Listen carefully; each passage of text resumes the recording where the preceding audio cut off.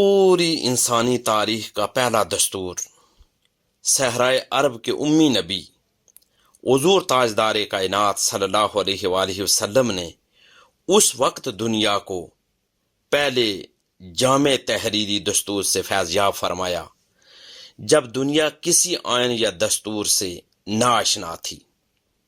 جدید دنیا کا دستوری سفر 1215 عیسوی میں شروع ہوا جب انگلستان کے بادشاہ نے میگنا کارٹا پر دستخط کی۔ یہودی قبائل بنو قریظہ، بنی نذیر اور بنو قینقاع کے ایک وفد حضور تاجدار کائنات صلی اللہ علیہ وآلہ وسلم کے پاس آیا اور کہا، ہم آپ صلی اللہ علیہ وآلہ وسلم سے معاہدہ کرنا چاہتے ہیں جس کی شرائط یہ ہوں گی کہ ہم کسی جنگ میں نہ آپ صلی اللہ علیہ وآلہ وسلم کو مدد دیں گے اور نہ آپ صلی اللہ علیہ وآلہ وسلم کے خلاف کوئی کارروائی کریں گے، اور کسی کے خلاف آپ صلی اللہ علیہ وآلہ وسلم کی امداد نہیں کریں گے، اور آپ صلی اللہ علیہ وآلہ وسلم کے اصحاب میں سے کسی سے کوئی تعارض نہیں کریں گے، اور نہ آپ صلی اللہ علیہ وآلہ وسلم ہم سے کوئی تعارض کیجیے گا۔ ان شرائط کی بنیاد پر میثاق مدینہ طے پایا۔ حضرت انس رضی اللہ تعالی عنہ کے والد کے گھر پر مسلم اور غیر مسلم باشندوں کا ایک اجلاس ہوا جس میں فیصلہ کیا گیا کہ ایک شہری ریاست کا قیام عمل میں لایا جائے جو کنفیڈریشن کی طرز پر ہو اور اس میں شامل یونٹوں کو وسیع خود مختاری حاصل ہو۔ حضور تاجدار کائنات صلی اللہ علیہ وآلہ وسلم کو ریاست کا مرکزی حکمران تسلیم کیا گیا۔ ریاست کے سربراہ حضور تاجدار کائنات صلی اللہ علیہ وآلہ وسلم نے مشاورت کے ساتھ پہلا دستور جاری کیا۔ میثاق مدینہ کے 63 آرٹیکلز ہیں۔ یہ میثاق مسلمانوں، یہودیوں اور مشرکین کے درمیان طے پایا۔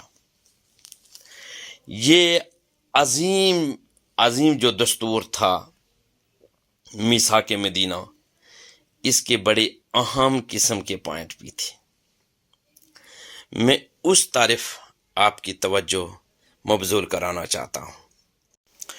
یاد رکھیں، میثاق مدینہ اسلامی تاریخ کا ایک اہم اور نہایت اہم معاہدہ تھا جو نبی کریم صلی اللہ علیہ وآلہ وسلم نے مدینہ منورہ میں مختلف قبائل، جس طرح میں نے بیان کیا کہ مسلمانوں، یہودیوں اور دیگر غیر مسلم گروہوں کے درمیان امن، حقوق اور ذمہ داریوں کو واضح کرنے کے لیے فرمایا۔ یہ معاہدہ ہجرت کے فوراً بعد 1 ہجری، یہ آپ کے عیسوی کے اعتبار سے 622 عیسوی میں تشکیل دیا گیا، اور اسے دنیا کا پہلا تحریری آئین بھی کہا جاتا ہے۔ میثاق مدینہ میں جو اہم قسم کے نکات تھے وہ کچھ اس طرح تھے۔ اس میں یہ بھی تھا کہ تمام مسلمان ایک امت ہیں، انصار اور مہاجرین سمیت تمام مسلمان ایک امت واحدہ کہلائیں گے، چاہے ان کا قبیلہ مختلف ہو۔ دوسرا جو اس میں نکتہ یہ تھا کہ تمام گروہوں کو مذہبی آزادی حاصل ہوگی۔ یہودیوں کو اپنی مذہبی آزادی حاصل ہوگی اور ان کے دین میں کوئی مداخلت نہیں ہوگی۔ اس میں یہ بھی تھا کہ دفاع مدینہ سب کی مشترکہ ذمہ داری ہے، یعنی اگر مدینہ پر حملہ ہو تو مسلمان، یہودی اور دیگر فریق مل کر اس کا دفاع کریں گے۔ اس معاہدے میں یہ بھی تھا کہ انصاف اور قانون سب پر برابر ہوگا، اور یہ بھی تھا کہ جرم یا ناانصافی کے سلسلے میں کوئی قبیلہ یا فرد قانون سے بالاتر نہیں ہوگا۔ اس میں یہ بھی اہم نکتہ تھا کہ ایک دوسرے کی خیر خواہی اور مدد کرنا بھی شامل ہے۔ سب فریقین ایک دوسرے کے خیر خواہ ہوں گے اور کسی دشمن کے ساتھ ساز باز نہیں کریں گے۔ حضور تاجدار کائنات صلی اللہ علیہ وآلہ وسلم کو فیصلہ سازی کا مرکز تسلیم کیا گیا۔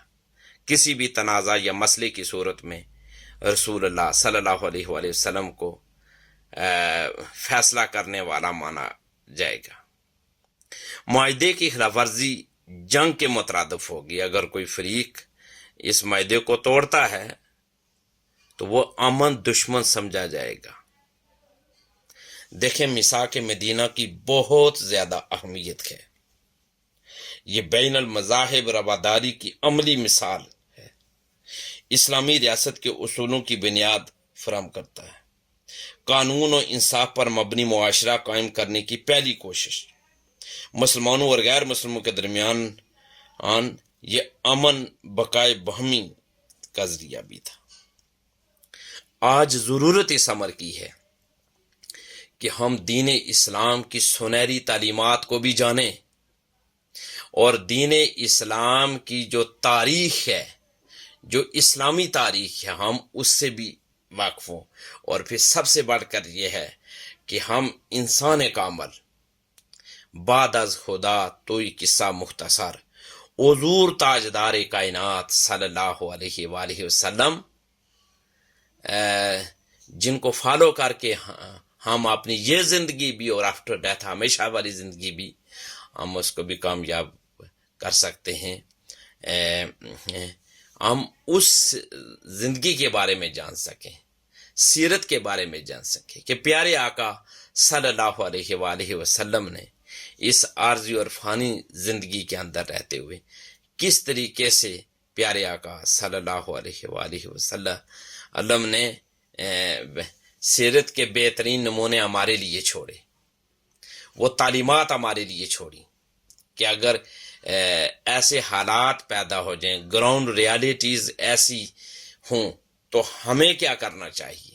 یہ قیامت تک آنے والے تمام انسانوں کے لیے پیارے آقا حضور تاجدار کائنات صلی اللہ علیہ وآلہ وسلم کی تعلیمات ہی یہ ہمارے لیے بہترین نمونہ ہیں، اور ان تعلیمات پر عمل کر کے ہم دنیا اور آخرت میں کامیابی سے میٹ سکتے ہیں۔ دین اسلام کی سنہری تعلیمات ہیں۔ پیارے آقا حضور تاجدار کائنات صلی اللہ علیہ وآلہ وسلم کی سیرت طیبہ ہمارے لیے ایک کامل نمونہ ہے۔ اللہ تبارک و تعالی ہمیں زیادہ سے زیادہ علم دین سیکھنے اور اس پر عمل پیرا ہونے کی توفیق عطا فرمائے۔ دیکھیں یہ بہت کم لوگوں کو پتہ ہے کہ پوری اسلامی تاریخ میں، بلکہ اسلامی بھی آپ کہہ سکتے ہیں، لیکن پوری انسانی تاریخ میں جو حضرت آدم علیہ السلام سے شروع ہوئی، اس میں دیکھیں کہ پوری انسانی تاریخ میں یہ پہلا دستور پیارے آقا حضور تاجدار کائنات صلی اللہ علیہ وآلہ وسلم نے اس دنیا کو دیا اور اس دنیا کو فیض یاب کرایا۔ اللہ تبارک و تعالی ہمیں زیادہ سے زیادہ علم دین سیکھنے اور اس پر عمل پیرا ہونے کی توفیق اور ہمت عطا فرمائے۔